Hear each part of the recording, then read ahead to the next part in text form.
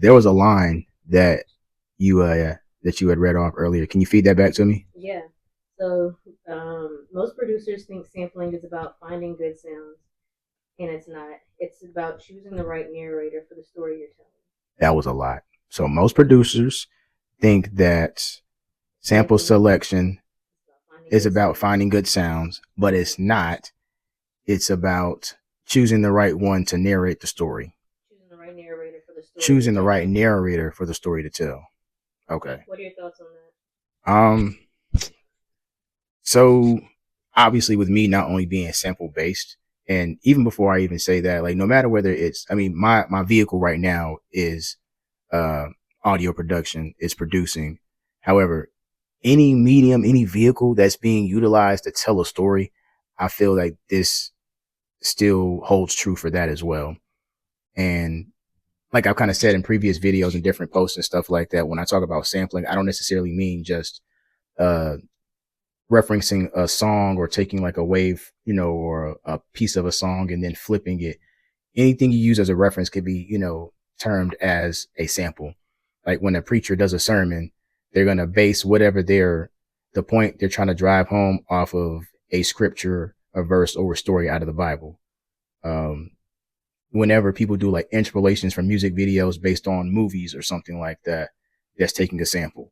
So when I'm, conveying these thoughts or these different points, these 5 points that we're going to hit in today, I want people to kind of have that in mind. Don't just uh, relegate, if that's even the right word, this to just being like, oh, he's only talking to music producers. If you're somebody who's a creative or looking to create something and not to say, and you are, because you should be trying to tell a story. You should be telling a story. If you really want to drive a point home and really want the audience to connect with whatever it is you're presenting, it needs to tell a story. And the clearer you are about the story, the better it is to convey not only to your audience, but then to pinpoint, I feel like I'm already even hitting some stuff, who your audience is.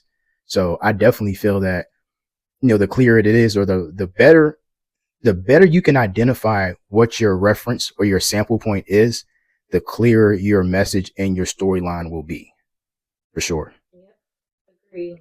Um, because again, as we've said before, I think in previous posts, if without a story, you're just making noise.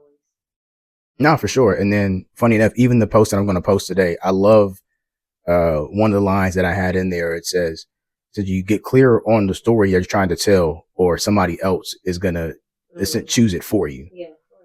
You have to choose the narrator from the beginning. No, absolutely. Like it makes me even think about um videographers or even like visual artists. Like if you ever watched like movies or TV shows when they go like to the art galleries and they're standing in front of the portrait or whatever it is, and they're like, "Oh, so what do you get from this? So what do you think the artist is trying to convey?" And everybody has their 2 cents about it. That's really good. I Yeah. mean, ultimately, a lot of times I know like it's the stigma or the stereotype that artists leave it open for interpretation.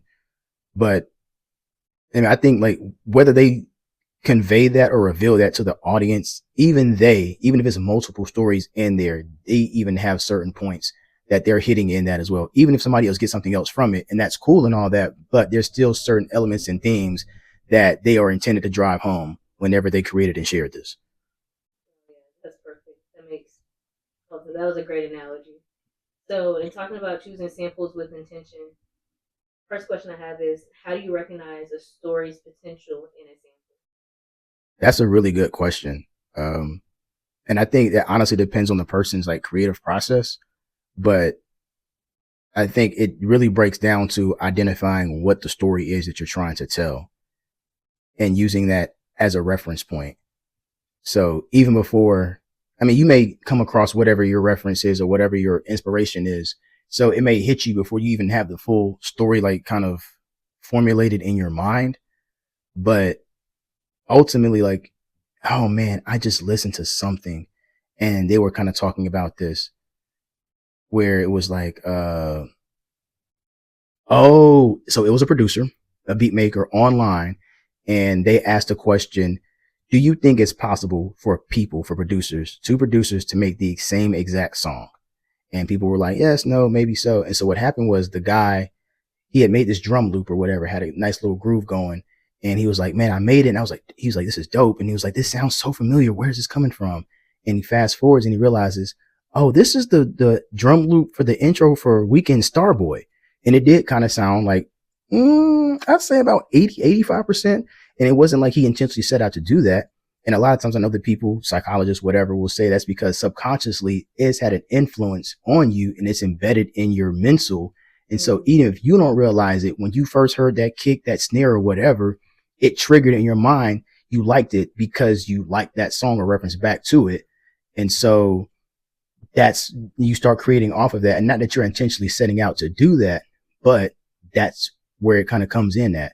And so even for me, in this video, the beat that I'm working on, that sample that I have been sitting on for years. I mean, I had this back at Russian Creek when we were in Atlanta. So we're talking 2019, 2020. And I just couldn't necessarily work it out. Fast forward, I'm listening to one of Nas's latest projects and I hear it. Yeah. And I was like, yo, this sounds like my sample. So I was like, okay, so bet I can work it. So I had an inspiration years ago, didn't know what to do with it. The fire got sparked again for it. Like now I know how to work it. And so in true Kanye style, like he, in his early production, when he first like start catching fire or whatever, he samples a lot of Dr. Dre's drums. Like he says like, hey, I picked Dr. Dre's drums off Explosive and I did it for Benny Siegel's song. I did it for this, whatever. So I was like, well, shoot, let me go take the drums off this Nas joint that Hit Boy produced. And I'm either going to just use that same drum loop and put my sample with it now, whatever, and then work it around it. Or I'll just take his drum sounds and rework it to what I want it to be. And it ends up coming together just like that. And then because I had that sketched finally out, then I could kind of go back to the assignment to be like, okay, now that I have the idea out, what story am I trying to narrate with this? Because the sample was already speaking. I didn't know necessarily what it was saying, but I was like, okay, there's a story here. But before I can tell the full story, I have to sketch out, like the plot of this, or what the foundation is. It's like choosing the ingredients, or like kind of what's going to make this story memorable, what's going to make this story. So not even before you even get to that point, and it makes me think about like my early days when I was doing creative writing assignments. They'll ask you before you even start coming up with that, well, what are the characters? Where's the story take place? So for me, that's what pairing a sample in the drums does. It's setting up the back stuff. If you even think about one of the classes that we did, one of the business classes, I can't think of the name of the class now. Doesn't even matter. But before you even get started with building out your business, they tell you who, like, to make your character, like whatever you want to call it, your avatar, your sim. Yeah, like they tell you to identify, who that is, like where they live at, where they're from, where their likes, their dislikes, what type of music they listen to. I mean, everything down to, character, toenail, paint, whatever. Their favorite sneaker, the whole nine, right? So that's what it did for me. And go ahead. That reminds me of something you just said before we started recording about knowing your audience, like not speaking to the right audience. Like if you start off. Oh yeah. So what that was? Nah, for sure. Let me pull it back now. So I said something derivative of, it's not always the sample or the story you're telling isn't being told the right way. It could be you're not telling it to your audience or to the correct audience. Right. For example, right, like if I go out here and I'm saying, equality for all, and I'm speaking to a racist crowd, it ain't really gonna go over like Game Busters the way I want it to. You walking in like Eddie Murphy in Life, like how much is it gonna take to turn one of them white only pies into a Negro pie? Wrong audience, buddy. Wrong audience. How about I turn you into Negro pie? You said about 30 miles down the road. Okay, but there you go. Wrong audience. For sure. So I think that's a perfect example of finding the story potential. Like, does it speak to who you are wanting to speak to? Like, you don't want that mismatch because it's not going to land well. Nah, for sure. You're already starting off on the wrong way. Yeah. Wrong road, wrong everything. Right. Okay, so let's talk about, the story potential in a sample. Let's talk about the emotional spectrum, like going from nostalgia to tension and then the release of the emotion that you were trying to convey. Okay. So kind of going back into the same point I was talking about with the IG video where the guy was like, oh, I've heard this before. It sounds so familiar. When you get that initial idea and you're trying to formulate the story, you as the creator have to figure out where is your inspiration being drawn from. Whether that's like, okay, diving deep and like, okay, what does this remind me of? Does it remind me of anything? And not necessarily just sound wise, but when you hear whatever, whenever you see whatever, does it trigger off any thoughts? Like how whenever I was just talking about whatever point I just made and I thought about the movie Life, which I got to go replace because mine broke. So devastated. But emotion, right. But does it draw from something from your childhood? And then does it help to go back and then revisit that to either see, does that still align with what your assignment is, the point you're trying to drive home? Is there something else in the audience? Is there something else there? Ooh, pause on that one. With the audience, because just because it like churned up whatever emotions in you because of a nostalgia moment from, way back in your past. As we know today, a lot of things that were okay or were viewed a certain type of way 10, 20 years ago, now we know, oh, that was really SA. That was really manipulation. That was, so you may not want to visit that because what they're saying or what was intended to be said back then was really masking something else that has now been revealed in that. Again, how many people have fallen now, and ulterior motives have been revealed. So you may not want to revisit that because is that, what you want to personify in your music? It makes me think of one of the points that I was going to even drive home in a social media post. When a sample sounds good, but it's not the right sample to select. I remember I was riding down the street and this is what the time I wanted to make like a dance type EP or something like that.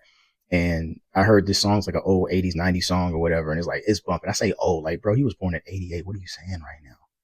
But I heard it and I was like, oh, this is jamming. Like, I need to get this right here. I'm going to, flip this. I'm going to remix it. And then I go look at it and the name of the dude's album is The Down Low. And I was like, number one, pause. We already know what down low insinuates, in our culture, in today's time. And then you double down on that. I go look at the rest of the track or, the rest of the tracks on there. And he's essentially talking about having like extramarital affairs and the other person, having extramarital affair with them. And now I was like, I do not want to personify this. Like whether I was doing this for God or not, that's not what I want embedded in my music. That's not the message I want to. That's an emotional fingerprint right there. For sure. That's wow. Yeah. I saw somebody else was talking about kind of the similar same thing online, just saying like, hey, this, the whole thing like lately has been this toxic R&B. Like, yo, we don't want that no more. Like, what happened to people talking about, you make me smile, please stay for a while, I want to hold your hand, Paul McCartney, type of stuff like that. We don't do that anymore. So I want to make sure that just me as a creator, that I'm pushing the right type of stories. And so even though I might have had an ulterior intention with what I just used, if it comes from that, especially if it's going to stir up other type of emotions, I have to be cognizant and aware of what I'm utilizing because it could convey the wrong message no matter what else I say on the song. If it's something else that comes along, they're like, if I only use the first 10 seconds and they're like, oh, but at, 15, second mark or whatever, they said this. What are your stance on that? Because you just said you're not whatever. And here you are pushing this, this sample and you're getting them paid off a different message now. And you went right into the next point perfectly. Okay. And I just want you to kind of like drive it home a little bit. All right. Because it is the next point. Okay. Which is how the era, texture, and tonality of a sample shapes the mood. Yeah, you're like, you segue into that. Yeah. That emotion that you're trying to evoke could completely go left if their new recollection or representation of a former era makes a new move. You know what I mean? Creates a new move. So I feel like there is no way to drive that home. I feel like it's one of those things that is always open-ended because there's always new revelation, especially if you're a spiritual person and you're tapped in, into the spiritual realm. There's always new things coming out. Like, look, the other day they were talking about now Jingle Bells has racial foundations, talking about the dude. It was a song that was in a minstrel show And Jingle Bells was really talking about black people on the sleigh and, enjoying the winter, if you will, but making fun of us, because we laugh loud. So laughing all the way. So it's all these weird things, that there's never, I don't think, a way that you'll be able to capture or make sure everything is foolproof. So, I mean, obviously do as much digging, I mean, I guess, as that you feel convicted to do, but at the same time, leave yourself open and not open for offense, that in the event that it is taken the wrong way, especially because art is always going to be open for interpretation. So you're either going to have to provide correction or combat misinformation, but then also be open and willing, like, gee, I did not know that that's what that was or whatever, and be willing to move accordingly, based off of that.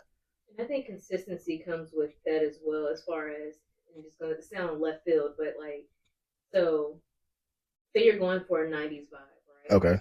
And, it's very like hip hop and rap had a certain sound. Yeah, it was heavy. Pop, Yeah, pop and like top 40s had a certain sound. for And sure. so it was very much you go into a specific category. Oh yeah. Like you had the emo music, you had whatever. Like Yeah, yeah. it was very specific. So like knowing that bringing back the nostalgia of a certain era is going to generally create a certain mood. So whether it's a love song or a party song or again hype song, whatever the case is, it shapes the mood of the listener before you even get to adding lyrics or an artist on top of it. Oh yeah, I mean, especially for those who are like musical tech savvy. I keep saying music Yeah, again you because have to look, because first thing that comes to mind, always hear from the beat drop on from the 99 to the 2000s. oh yeah, You know what I'm saying? yeah, Like you Juvenile. already know where it goes. Oh yeah, absolutely. I But mean, it be completely can change. that's true.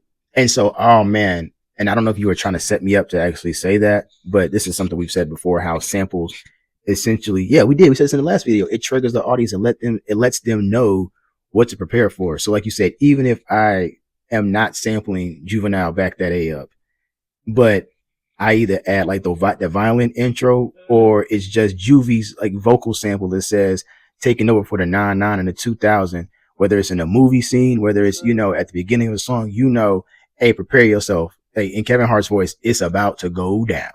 So for sure, it shapes it. It provides a very good reference to where, because it already has a nostalgic and a huge anchor in the culture and the population that you're essentially trying to speak to.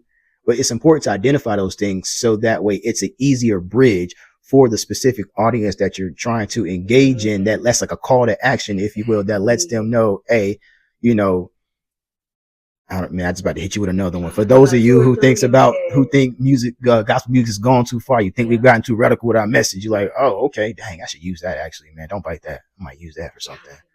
I thought about two other examples, like whenever it's SWV versus Flavor of the Week. Is it Flavor of the Week? It was a Biggie song. There's a song. Okay. There's two songs. Okay, two songs. The newer one sampled the older one, obviously. And you always have to wait till like the song there's 50 million songs to actually know which one it is. So it's Human Nature. Okay, and Michael Jackson. It's a Human Nature remix. You never know. Pharrell did that, by the way. But you never know which one it is. You have to sit there. You gotta wait. Or even look, one of the latest ones, and it's been a couple of years now, when Lotto did the Butterfly or heck no, man. It was now you made me lose it. Fantasy. Oh, okay. Big energy, but yeah. You gotta wait, like, unless you like notice like small subtle, like, ooh, this is an updated kick drum right here, the hi-hats are slightly different, and that's how I know this is. Or even again, No Diddy, More Money More Problems, he literally has Diana Ross's I'm Coming Out as the intro, so when it plays you don't ever know if it's actually Diana, or until you hear the DJ scratch it, and then the boom, then the bass and the drum comes in. Now you know, oh, this is a little bit funkier. This is Notorious B.I.G. Way to grab multiple audiences' ears with the same intention and setting the mood, setting the emotion, because you're getting the nostalgia of the older generation, No, and then absolutely. grabbing the ear of the new ones because you have a newer artist using, or like a newer even producer, or someone's freshening it up. Like you Oh said, no, with that was a literally fresh the drum. formula for Bad Boy and the Hitman. We're gonna take. He said it and feels so good for Mace. Take hits from the '80s, but do it sound so crazy because they use Wow, that. Hey, hey, hey, what you got to say? The that's same, crazy. the same joint. That's literally the formula. We're using it as an anchor because whether you know it because your uncle, your grandma, your pops, whoever played it in the car, and now you get a funkier, fresh version with the latest whoever out, whatever. You have that anchor, you have that tie. You're already telling the story, and it's a groove and it's whatever, whatever. So you have that. Just like SZA and Kendrick just did the song Luther, but it samples "If This World Were Mine" though. Okay. And I mean, super slow. I mean, still a little. It would be like a ballad for today, if you will, Okay. but still very much in that '90s feel of we're heavy on the R&B, but then it still has heavy hip hop on there as well. And they just mirror or marriage those two things together, but it serves as that anchor, and they even name the track Luther. I mean, so Oh, okay. That reminds me of because I got another one, you boy. hit some. Rich Boy, throw some D's. Mm-hmm. He does the barge. I call your name. Are you gonna call me? And then of course until it drops after he says, "Are you gonna call me?" Then you hear Polo the Don, Rich Boy, and then it's Rich Boy selling that. Throw some D's on I that. know that, Boy, but I you don't ain't know know. the intro. Oh my god! So literally the whole I intro, don't even hear it. no, is the intro from "I Call Your Name." I had no idea. Yes. I had no idea. I think I probably only heard it on the radio. So by the time I heard it, it Oh was at the. man. You know what I'm saying? Even in the video, it opens up with them like swinging, doing they Texas thing or whatever. And it's literally that. And then when it gets ready to drop is when it switches up and it's Got it. yeah, yeah. So we have about 8 minutes Ew. left. How many points we got left? One. Oh, all right, let's kill it. So we're gonna make this a limit game. All right, bet. So this one is why this sample works versus why one can ruin your whole vibe. So I'm gonna give you a question, and you're gonna give me an example of what would make a sample work Okay. versus what would ruin it. What would make a sample work versus what would ruin it? All right, cool. All right. So a story based sample, like while you're digging, right? Okay. Crate digging, you want to set the scene for what you're creating. Okay. What would make a sample work for the scene that you're creating? If the elements and the instruments already kind of paint the picture for me. I feel like I used this in the last video, but I always think of I'll use it and I'll couple it with the movie because I love movies just as much as I love music. When in the Temptations biopic, when they use Papa Was a Rolling Stone, it's a Temptations song. They use that to narrate the scene where Eddie Kendrick and David Ruffin are like going off the deep end. Like they out there, like, because at one point they both got kicked out the group.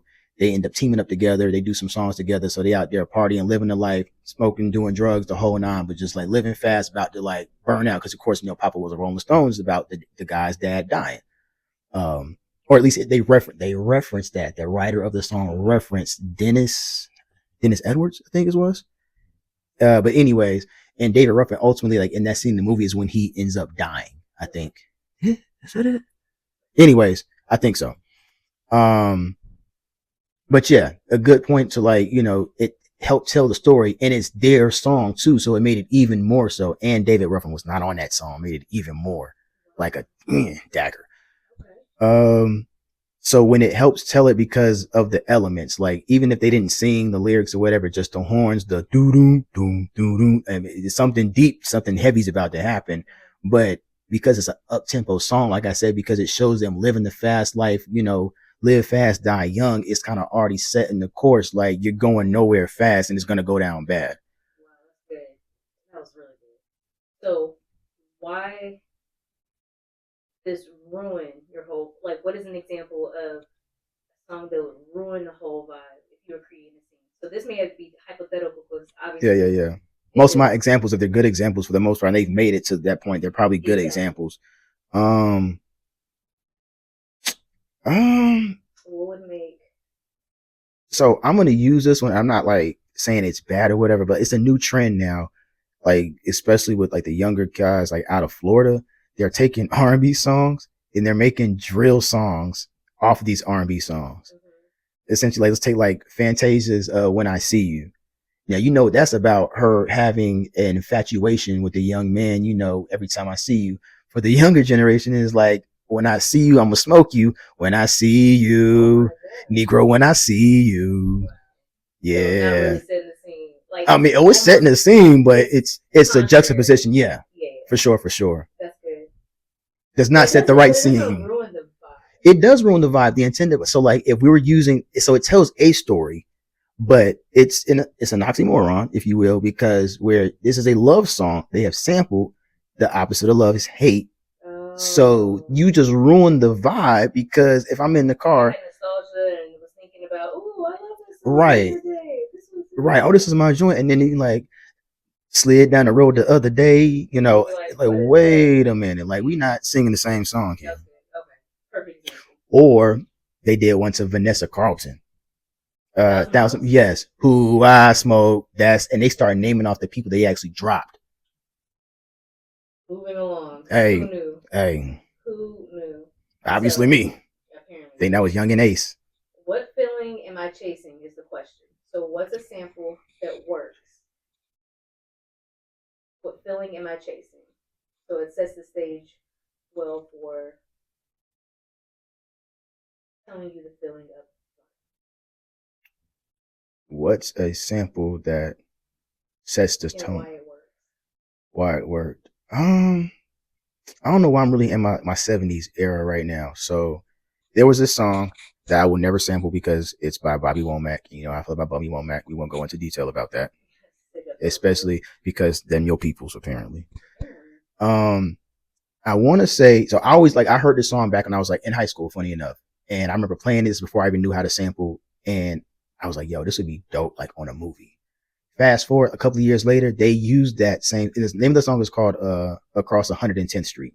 And Bobby Womack is talking about um, junkies on the street, dope pushers, uh, prostitutes, the whole nine. They used that for Denzel Washington's American Gangster. It was a story like loosely based off the life of Frank Lucas.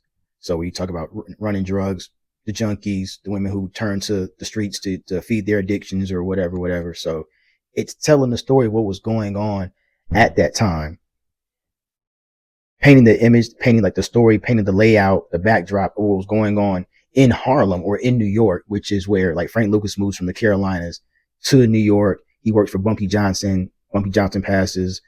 Frank Lucas takes over the business. He becomes one of the new guys up there. He moves his family up there, and he tells a story of how he was the youngest or whatever of five. You know, he had to go take care of. No, he was the oldest, and they all looked up to him, so he had to go do what he had to do in order to make it. And so that's the same story, literally, that Bobby Womack is telling it across 110th Street. So don't even have to try to stretch the imagination. They're literally telling you, and you know, in shaping, you know, the world that the song is, you know, and the movie ultimately is set in. So what would be an example of one that would ruin the whole vibe if I'm chasing this feel like you're chasing this feeling. I think it's very similar to the last one with the whole drill music on us. Yeah. Yeah. Um, I can't think of a particular movie at the time, but it would almost be like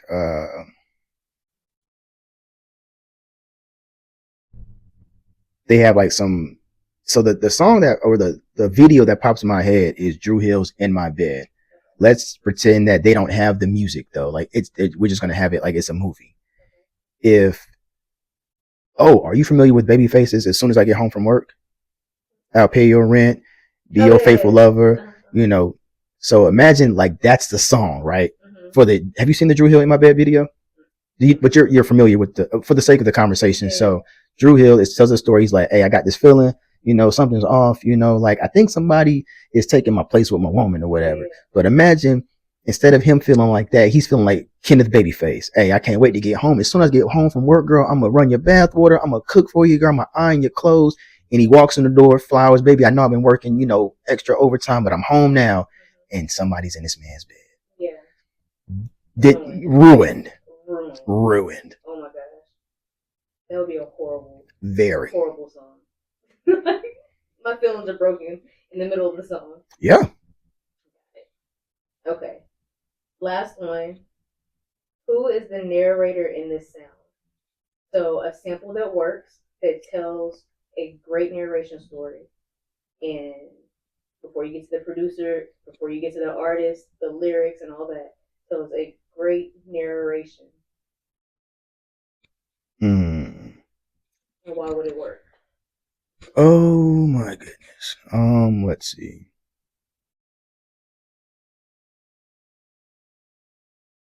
Man, what is a good story that works?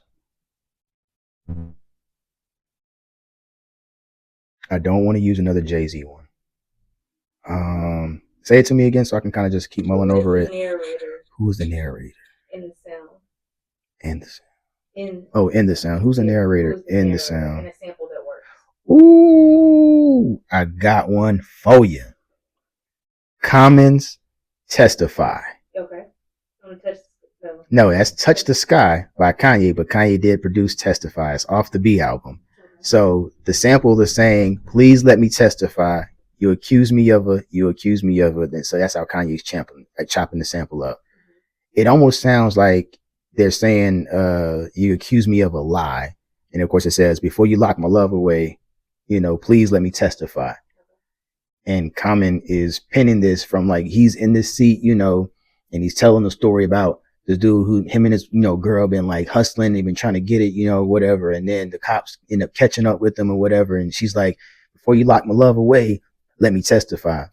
But she never per se testifies. Although, like in most times in black culture, like something happens and the man's getting arrested and they be like, don't you put your hands on him. Y'all hurting him. She's doing all that in the courtroom, and come to find out, she's the one who actually was running the show. He takes the fall for it because she essentially set him up for it, and she walks off scot-free. So is that the sample or the song?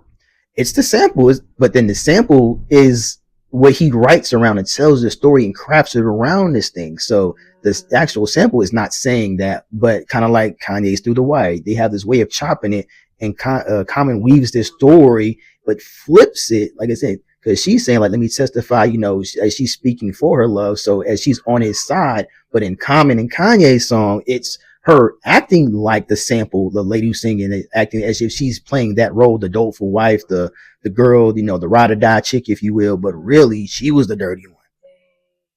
Yes. Perfect. That is, yeah. All right. Now, the last and the final. Okay. An example of a sample that was ruined, like where the narrator is not. How can I say this?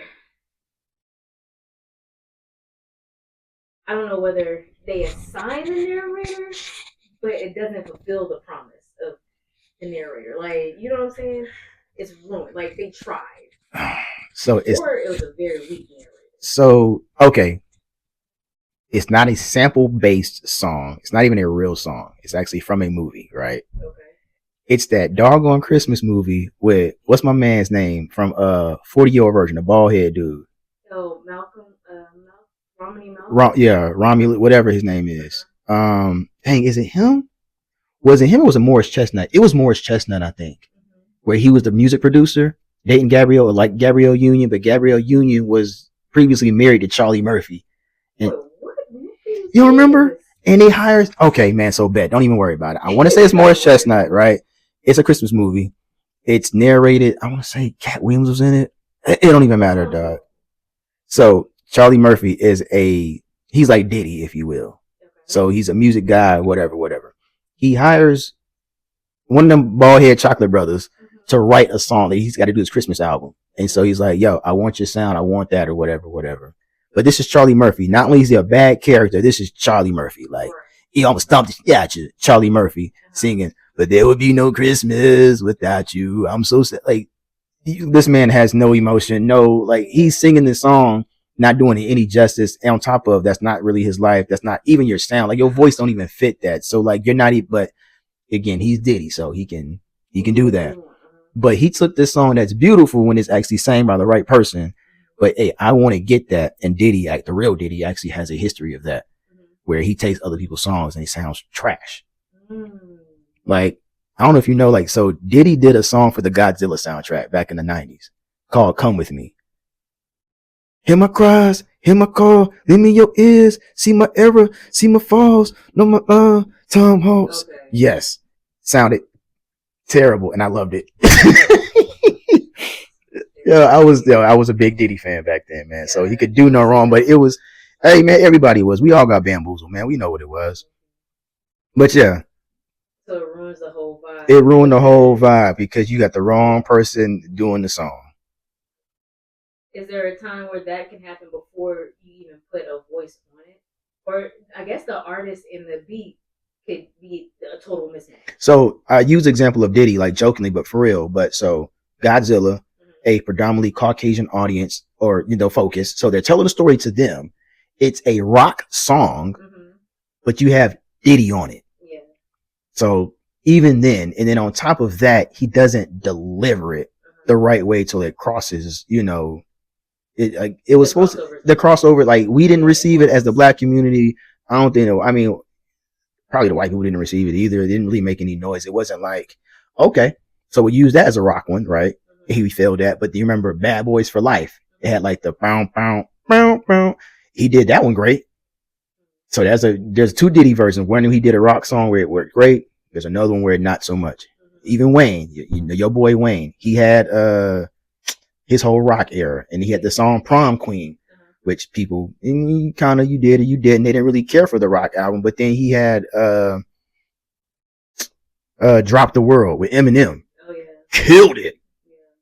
So yeah, dropping on your blip blip blip head. Yes. Two examples, same album, same artist. One sound worked, or one song worked, the other one didn't. Final thoughts. So you just gave me a really dope acronym for the main point or the takeaway from this, which, I mean, I love a good conversation, but ultimately, if I can't leave people with something to kind of take away, to go take back with them, to add to their repertoire, to add to their toolkit, I mean, it's a great conversation, but it's just meaningless. You gave me EIN, which, if anybody knows anything about like starting a business, your EIN is your business's identity. So when you hear EIN and identity, we want to think about what your identity is, not only as like the artist you are, but the narrator that you want to be with your artwork. Choosing samples with the intention, the emotion, and the narrative clarity. With that, that's how you identify and make sure that you're telling the story and that somebody isn't telling the story for you with your work. So E, obviously, for emotion, I for your intentions, and N for your narrator, or who was doing that, what's fueling your emotions, your intention, and your narration for your story. What that kind of look like would be, number one, identifying what your assignment is, what you're creating. And then figuring out what's influencing your inspiration. Like, where is it drawing from? Where's it deriving from? Maybe even gathering like a list, 3 to 5 items, reviewing those again, resubmitting those back to your assignment and saying like, how does this line up? Does it tell the right story? Am I conveying the right emotions? And is this the right intention that I need to have going forward to get to the next step, which we'll be covering next time? So with that in mind, go create. Till next time in the lab, it's your man, Godsoul.